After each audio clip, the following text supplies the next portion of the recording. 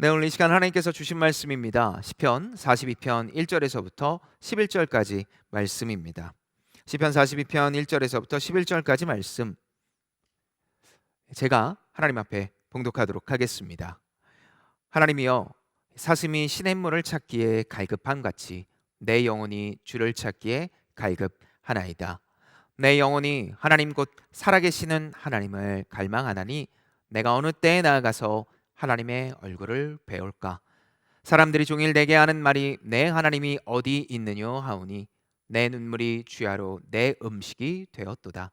내가 전에 성의를 지키는 무리와 동행하여 기쁨과 감사의 소리를 내며 그들을 하나님의 집으로 인도하였더니 이제 이 일을 기억하고 내 마음이 상하는도다.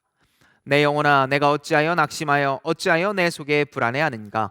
너는 하나님께 소망을 두라. 그가 나타나 도우심으로 말미암아 내가 여전히 찬송하리로다. 내 하나님이여, 내 영혼이 내 속에서 낙심되므로 내가 요단 땅과 헤르몬과 미살산에서 주를 기억하나이다. 주의 폭포 소리에 깊은 바다가 서로 부르며 주의 모든 파도와 물결이 나를 휩쓸었나이다. 낮에는 여호와께서 그의 인자하심을 베푸시고 밤에는 그의 찬송이 내게 있어 생명의 하나님께 기도하리로다. 내 반석이신 하나님께 말하기를 어찌하여 나를 잊으셨나이까? 내가 어찌하여 원수의 압제로 말미암아 슬프게 다니나이까 하리로다. 내 뼈를 찌르는 칼같이 내 대적이 나를 비방하여 늘 내게 말하기를 내 하나님이 어디 있느냐 하도다. 내 영혼아, 내가 어찌하여 낙심하며 어찌하여 내 속에서 불안해하는가? 너는 하나님께 소망을 두라.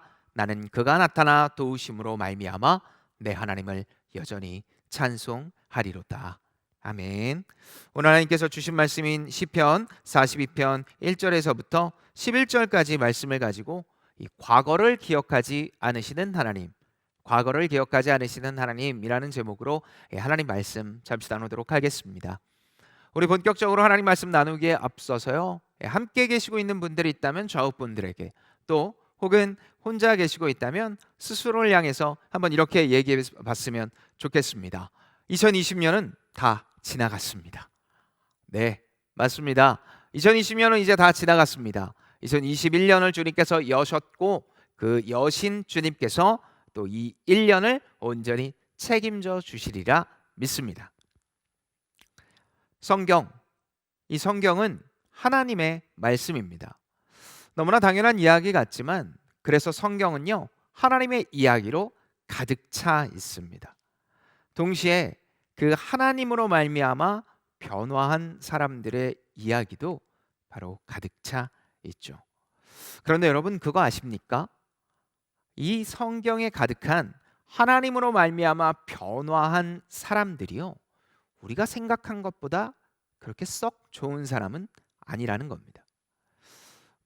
왕자이기 이전에 이 살인자였던 모세, 왕이기 전에 목동이었던 다윗, 그리고 하나님을 따르며 예수 그리스도를 전파하는 자 이전에 예수 그리스도를 믿는다라는 이유 하나만으로 옥에 가두는 역할을 했던 사도 바울까지 성경에 정말 많은 사람들이요, 하나님을 믿기 전에 그닥 사람들의 눈을 찌푸리게 했던 것을 우리는 잘 알고 있습니다.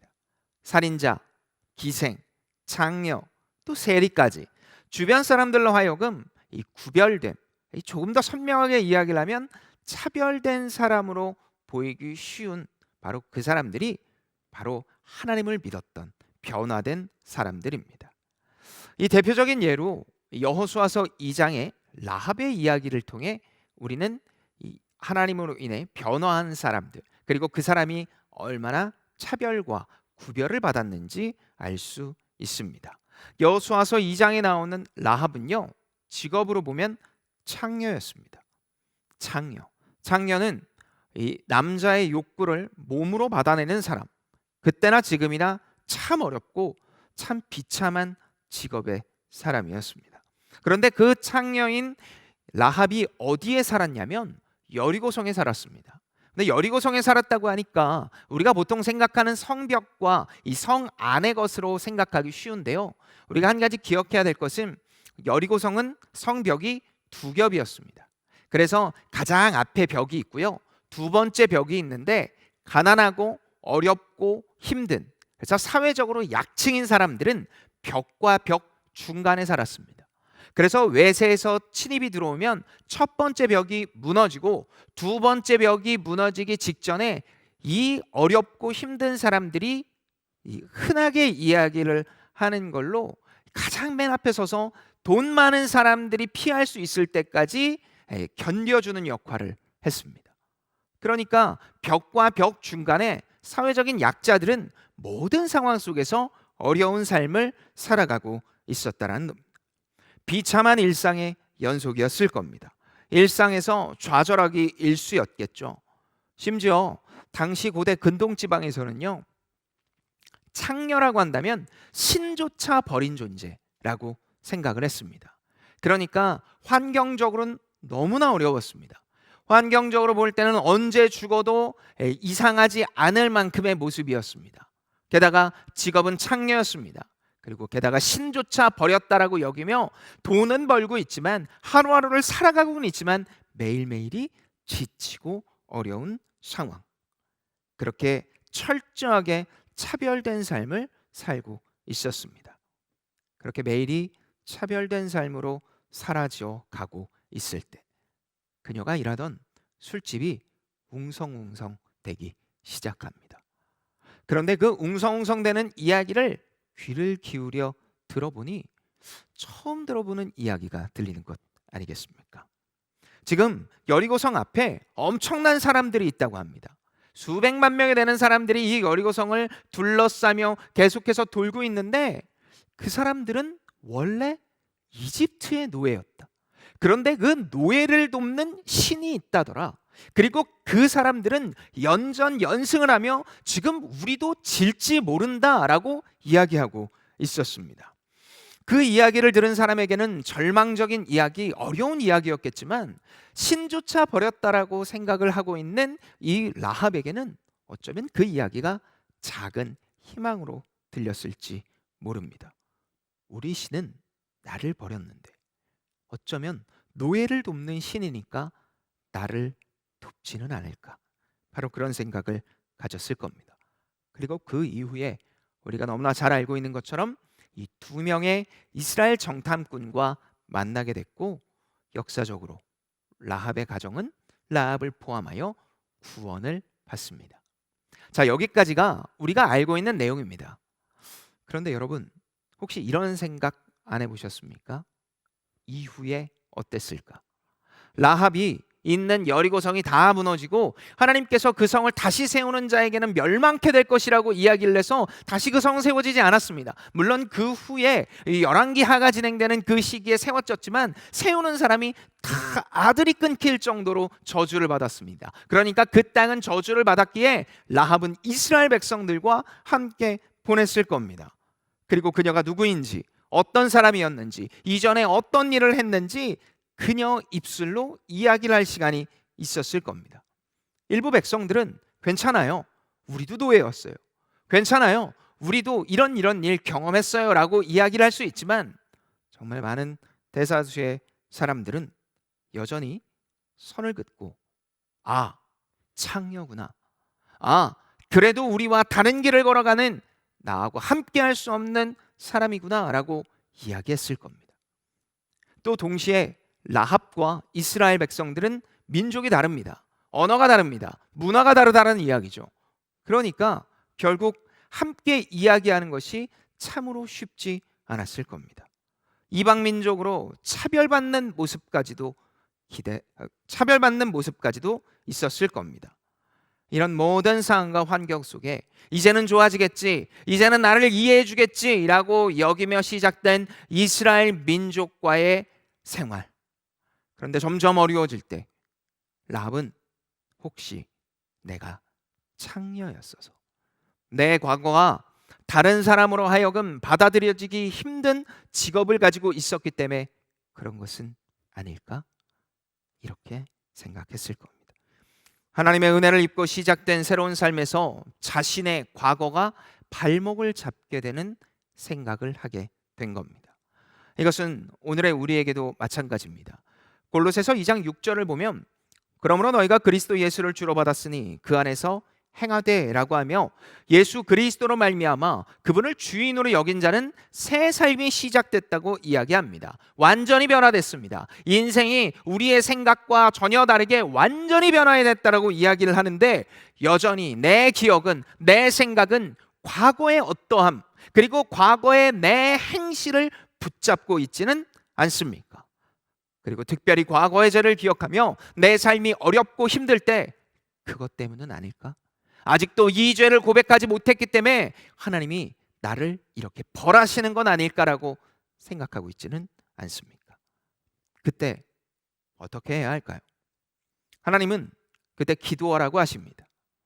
그런데 문제는 어떻게 기도하느냐입니다. 죄가 떠오를 때마다 그런 후회 어린 생각을 할 때마다 기도를 하는데 그럼 그때마다 그 얘기를 할까요? 아니요. 하나님은 그렇게 말씀하시지 않았습니다. 그리고 기도의 방법, 그리고 무엇을 해야 되는지 오늘 본문을 통해 명확하게 이야기하시고 있습니다.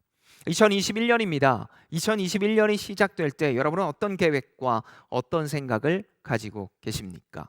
특별히 시간은 지났지만 아직도 2020년이 끝나지 않은 것처럼 내 발목을 붙잡고 있는 것들, 후회, 어려움, 이런 단어들로 내 삶이 가득 차 있지는 않습니까? 하나님께서는 2020년을 시작하는 주의 사랑하는 이 JP풀 청년들에게 이 메시지를 주고 계십니다. 오늘 주신 이 메시지를 통해 후회는 지나가고 또 부질없는 책임감 따위는 다 버려 온전한 자유를 경험하게 되는 시간이 되었으면 좋겠습니다.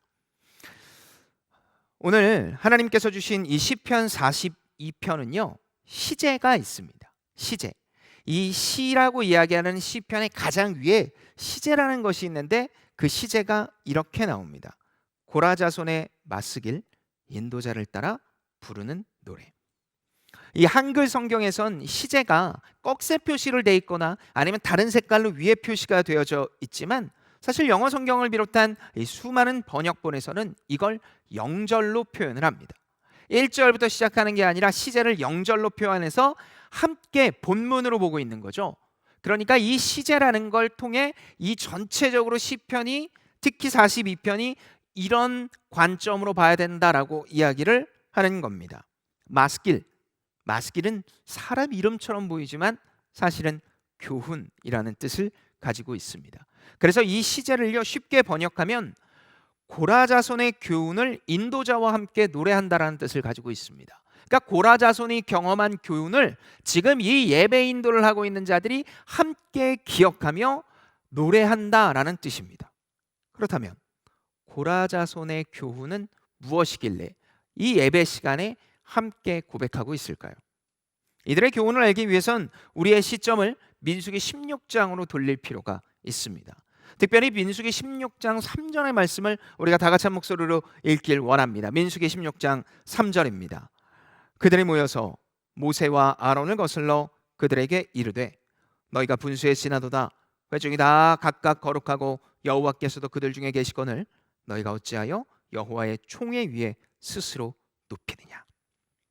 고라자손을 비롯한 250명 정도의 사람이 모세와 아론을 불러 세웁니다.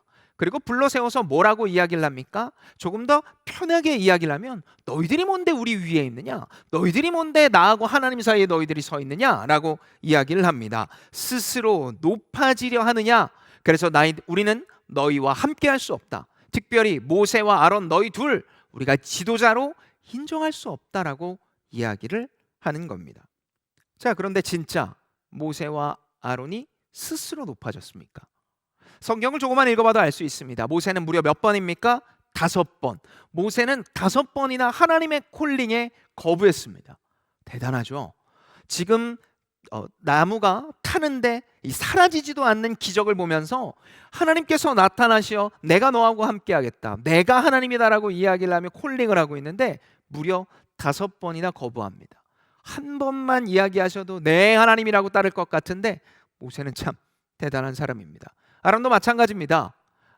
모세를 만났을 때 아론이 하는 얘기는 하나님께서 여기 가라고 하시더라 라고 이야기를 합니다. 그러니까 내가 높아지고 싶어서 그 자리에 온 게 아니라 하나님의 명령에 따른 겁니다. 그러니까 지금 이 고라 자손을 비롯한 250명의 목적은 단순히 모세와 아론을 쫓아내는 것이 아니라 하나님의 권위에 도전하는 겁니다. 하나님의 권위에 도전한 250명, 결과가 어떻습니까? 마치 하나님께서 악인을 비웃으시는 것처럼 250명과 그들의 재산은 땅 속으로 사라집니다. 땅이 갈라져서 그들이 있는 곳만 갈라져서 그들이 땅으로 들어가고 다시 땅이 덮입니다. 수백만 명이 보는 상황이었습니다. 당시 이스라엘 백성들은 성막을 중심으로 둘러싸서 있었습니다. 그러니까 모든 사람들이 이 광경을 볼 수 있었습니다. 그러니 안 놀랐겠습니까? 정말 놀랐을 겁니다. 땅이 갈라져 250명과 재산만 싹 사라지고 다시 땅이 덮치는 눈에 보기에, 아니 이전에도 경험할 수 없었고 이후에도 경험할 수 없을 그 일이 눈에 일어났으니 식탁 문화가 아주 발달된 이스라엘 백성들 입장에서는 당연히 구전으로 전해졌을 겁니다. 구전을 낳는 거죠. 개인적으로 저도 이 출근하면서 성수대교를 매일 보면서 출근하는데요, 그 성수대교와 관련된 이야기들을 들을 때마다 가슴이 아프고 또 한숨을 쉬면서 지나갈 때도 있습니다. 그래서 94년에 있었던 일들이 벌써 20년 가까이 흘렀는데도 여러 가지 이야기로 구전된, 그런데 이 가족끼리 식탁 문화로 계속해서 구전됐으니 얼마나 선명하고 확실하게 구전됐겠습니까? 이스라엘 백성들도 이렇게 끊임없이 구전되고 있었는데 그렇게 오랜 시간이 지나 이렇게 사라진 것 같은 고라 자손이 어떻게 하고 있습니까? 오늘 본문 성전에서 교훈을 읊으며 지낸다고 합니다. 반발했던 자들의 자손님들입니다. 그들이 지금 무엇을 한다고 합니까? 성전을 섬기고 있다라고 이야기를 합니다. 오늘 본문 1절에서 하나님이여 사슴이 시냇물을 찾기에 갈급함 같이 내 영혼이 주를 찾기에 갈급하나이다 라고 이야기를 하며 영혼의 고통이 찾아왔을 때 하나님을 찾고 있습니다. 여러분, 이 목마른 사슴이라는 단어는 예전부터 자주 사용했으니까 우리에게 익숙한 것이지, 당시 팔레스타인 지방에서는 이 목마른 사슴이라고 한다면 아주 고통스러운 걸 표현하는 단어입니다. 특별히 암사슴이 짝짓기 시기가 시작이 되면 이 사양이라는 향기를 풍겨내는데요, 이 사양을 풍겨낼 때 사슴이 하지 못하는 게 있습니다. 그게 뭐냐면 물을 마시는 겁니다. 왜 그런지는 모르지만 사양이 풍겨질 땐 물을 마시지 못합니다. 그런데 아시는 분은 알겠지만 이 사슴은 일정 시간 물을 마시지 못하면 죽게 되는 이 구조를 가지고 있습니다. 그러니까 목숨을 걸고 지금 짝짓기를 해서 자손을 번식하려고 하는 거죠. 그런데 그게 뜻대로 되지 않으면 사양은 계속해서 풍겨야 되고 물은 마시지 못하는 죽음과 가까워지는 시간, 그것이 바로 목마른 사슴입니다. 지금 이 고라 자손이 죽어가는 사슴처럼 타는 목마름으로 영혼이 하나님을 찾고 있다고 간절하게 표현을 합니다. 이렇게 표현을 하면 우리 하나님 들어주실만 하지 않습니까? 이렇게까지 죽음과 생사의 이 길거리 속에서 있는데, 그 경계선 속에 있는데, 아니 그러면 하나님 좀 내 이야기 좀 들어주면 좋을 것 같지 않습니까? 그런데 그렇게 고백하는 고라 자손의 귀에 무엇이 들립니까? 오늘 본문 3절에 이렇게 이야기합니다. 사람들이 종일 내게 하는 말이 내 하나님이 어디 있느냐, 내 눈물이 주야로 내 음식이 되었도다. 이거 편하게 이야기하면요, 너희 하나님 진짜 살아있냐? 너가 이렇게 고통하는데 신이라고 하는 존재가 어떻게 너의 이야기를 하나도 듣지 않고 지금 그렇게 놔두느냐라고 이야기하는 겁니다. 비아냥과 조롱 섞인 목소리만 들렸습니다. 들려야 할 말이 하나님이 괜찮아, 괜찮을 거야, 걱정하지 마라는 이야기인데 도리어 세상의 이야기만 들려오는 겁니다. 이 정도면 그만해도 되는데 오늘 본문 4절에서 내가 전에 성의를 지키는 무리와 동행하여 기쁨과 감사의 소리를 내며 그들을 하나님의 집으로 인도하였더니 이제 이 일을 기억하고 내 마음이 상하는도다. 야, 너 예전에 예배로 인도하던 자였지? 너 하나님이 진짜 너희 신이라고 얘기하던 자였지? 근데 지금은 어때? 라는 조롱 섞인 과거에와 비교를 하게 되는 모습을 보이는 겁니다. 현대인의 성경에선 이걸 이렇게 표현합니다. 내가 전에는 기쁨의 찬송을 부르며 명절을 지키러 가는 군중들을 하나님 집으로 곧잘 인도했는데 내가 지난 일을 생각하니 마음이 상하는구나. 하나님의 집으로 인도할 수 있을 만할 정도의 확신과 믿음을 가지고 이렇게 계속해서 기쁨의 찬송이 내 입술 속에 넘쳤는데 이것은 지난 일이 되었다, 과거가 되었다라고 이야기를 합니다. 이렇게 살아가는 고라자손의 마음속에 이 앞서 말한 여호수아서 2장의 라합과 같은 생각이 들지 않았을까요? 하나님 앞에 타는 목마름으로 기도합니다. 하나님 도와주세요. 나와 함께 하셔야 돼요. 하나님밖에 없어요 라고 끊임없이 이야기를 하는데 귀에 들려오는 건 너희 하나님 없는 거 아니야? 조롱 섞인 이야기. 그리고 과거에 너 정말 이렇게 좋지 않았어? 근데 지금은 왜 그 모양이야? 라는 이야기. 그러면서 구전으로 들려온 그 이야기를 들으며 혹시 우리 조상의 죄 때문은 아닐까? 그리고 그 죄로 말미암아 내가 하나님께 아직 아무런 고백을 하지 않았기 때문은 아닐까? 내가 죄가 숨겨져 있는데 하나님 앞에 고백하지 않으니까 내 삶이 이 모양, 이 꼴로 되어져 있는 건 아닐까? 라는 생각. 바로 이 고라 자손이 그렇게 생각했을 것 같습니다. 개인적으로 저도 참 이런 생각 많이 했던 것 같습니다. 살면서 그런 생각 한두 번쯤은 해봤던 것 같은데요. 가장 선명하게 기억이 남는 건 제 인생 속에 가장 암울한, 그러나 통과를 했을 때 참 좋았던 20대 중반부터 30대 초반까지의 유학 시절입니다. 제가 대학교를 중국 상해라는 지역에서 나왔습니다. 그런데 여러분이 지금 저를 보면 어떤 생각이 들지 모르지만 저는 공부를 참 싫어합니다. 정확히 이야기하면요, 책 보는 걸 참 싫어했습니다. 아니, 지금은 책을 사는 걸 좋아할 뿐이지 보는 것도 되게 좋아하지는 않습니다. 근데 그때는요 더 싫어했어요. 그래서 매일매일 책을 보고 공부해야 되는 유학생이 너무 싫었어요. 그래서 공부 빼고 참 열심히 했습니다. 그래서 공부 빼고 열심히 하는데 그래도 시험 기간에는 양심상 해야 될 것 아닙니까? 그래서 하루하루를 잘 지나가고 있는데 지금은 어떤지 모르지만 제가 유학하던 시절에는요, 그 중국 학교는 매 학년마다 등급제가 있었습니다. 그래서 HSK라는 시험을 보고 등급 급수가 나와야 그 다음 학년으로 올라갑니다. 그래서 1학년은 3급, 2학년은 4급, 3학년은 5급, 4학년은 6급. 그래서 이게 급수가 나와야 그 학년에 들어갈 수 있고 졸업할 땐 8급이 있어야 된다라는 규정이 있습니다. 그런데 제가 2학년에서 3학년으로 올라가기 위해 필요한 6급이라는 급수가 안 나오는 거예요.